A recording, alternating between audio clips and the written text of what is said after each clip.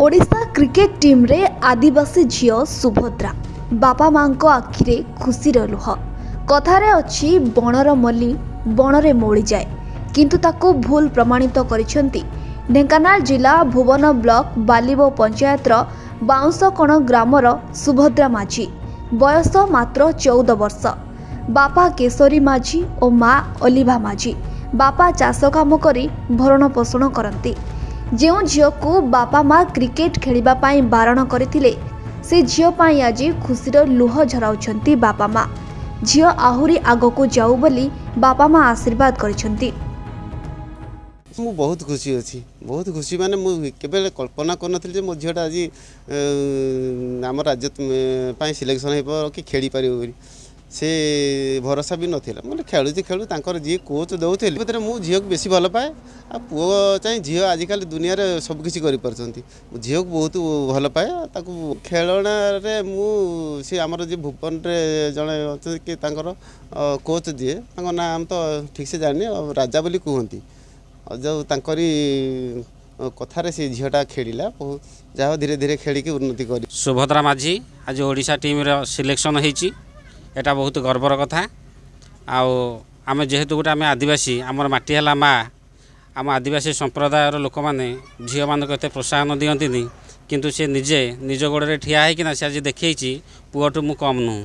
सुभद्रांको प्रतिभा आज सहर रे महकुची आ बापा मां को पई आनी देइछंती गर्व और गौरव। सुभद्रा भुवन क्रिकेट क्लब माध्यम रे गोटिए वर्ष हैला क्रिकेट खेल आरंभ करथिले।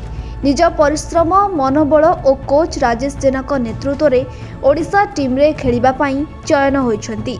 से आहुरी आगकु जांतु बोली समस्ते शुभेच्छा जणाइछंती।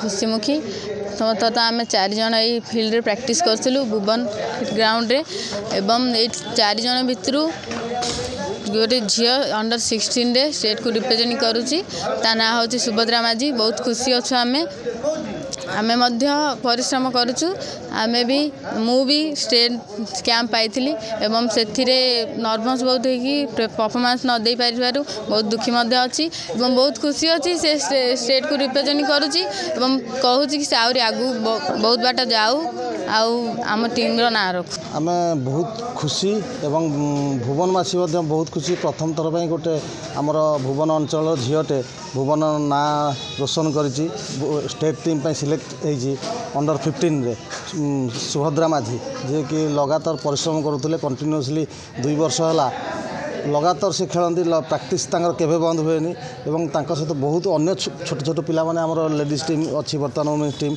सब बेले जाए डिस्ट्रिक्ट रिप्रेजेंट करुँच स्टेट भी जाए गले नेक्स्ट से जाए खेलिले तेणु आगू भविष्य बहुत उज्जवल जो वुमेन्स क्रिकेट टीम बहुत तो खुशी आम किंतु आहरी भी आगू को जीवार अच्छी आमर ये टर्फ विकेट ना स्पेशल थैंक्स टू आमर राजेश जेना जी कि कोच निजर से बाहर रही भी से सप्ताह को 2 दिन 3 दिन आसी समय देकी पिला ट्रेनिंग ठीक से दे कोचिंग देकी आगू को ओडिया साहाय्य कर।